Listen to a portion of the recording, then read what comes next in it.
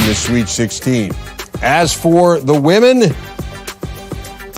Maryland, the 2 seed, taking on in-state foe Mount St. Mary's. Maryland, of course, the regular season and tournament champs in the Big Ten. Diamond Miller finishes off the break. Ashley Owusu to Miller there, and then Owusu with a little floater, an 18-0 run. It was 25-4 in the second quarter in favor of Maryland. Then off the Chloe Bibby block, it is Miller finishing there to put Maryland up by 37. Owusu then hitting the three, a game high 20 for her, a 53-point win, largest margin of victory, men or women, ever in an NCAA tournament game for Maryland. Indiana taking on VCU, the 4 seed for the Hoosiers, their highest in school history. Grace Berger had 20, Indiana up by 7, and Allie Patberg, she had 7 in the third quarter. Indiana up a dozen, finished with 17. Here's Patberg again for 3. And then more from Berger as IU wins it 63-32, the fewest points any Big Ten team has ever allowed in the women's tourney. The women's action, Northwestern taking on UCF. Lindsey Pulliam had herself a great game, puts Northwestern up by 6. More now from Pulliam. Cats looking for their first tourney win since 1993, and they got it. 3-point play there from Pulliam on her way to a game-high 25 points. So the hoop and the foul here as Northwestern advances 62-51. Susie Merchant and Michigan State taking on Iowa State. Fourth quarter, Michigan State down 5. Julia Ayrault driving through and gets the layup. Spartans down 3. It's Eliza Winston. Tough layup there. Spartans within 1. Now down 3. Winston for the tie. Does not go. And Michigan State falls 79-75.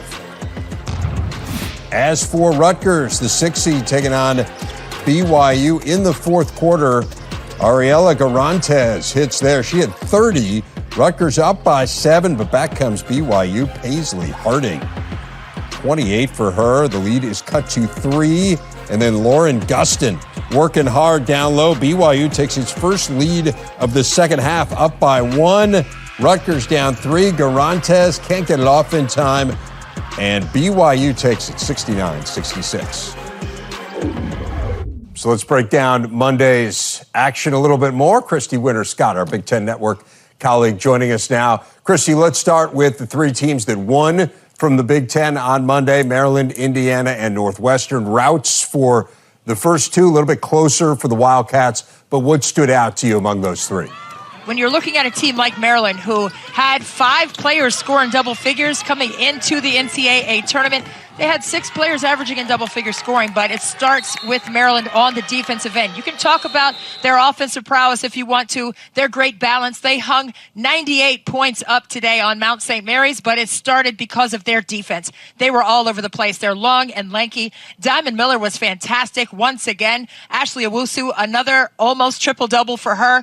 She is just a problem for so many people when it comes to matchups because she is so strong and sturdy at the point guard position. You were talking about defense. How about Indiana holding VCU to 3 points in the fourth quarter? That's some pretty good defense right there.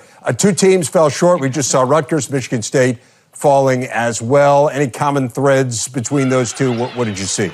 You're looking at the Rutgers team. Yes, they had a nice flurry in that second quarter where they went on that 10-0 run, took the lead going into halftime, but that second half, a little disjointed. And you had Garantes. I mean, she had 30 points, but she needed some help on the offensive side. They were outscored 26-16 in that fourth quarter, and that really did them in. But when you have a team like Michigan State, who battled to the end, only a 2-possession loss there to Iowa State, you have to give Susie Merchant and her crew credit for the fight that they displayed and what they did today. So the round of 32 starts up here on Tuesday. A couple of Big Ten teams that advanced on Sunday will be playing. We will see Iowa in action against Kentucky, Michigan against Tennessee. What will you be watching for in each of those 2 games? Ryan Howard for Kentucky and how they're going to contain her. She has something to prove. If you saw her shoes, she had it written on there, honorable mention and all this thing. It's something that she has taken personally, not being named to the teams that she thought she was qualified to be named to. When you have the Michigan and Tennessee game, did you see the eye-popping rebounding numbers in their first games in the tournament?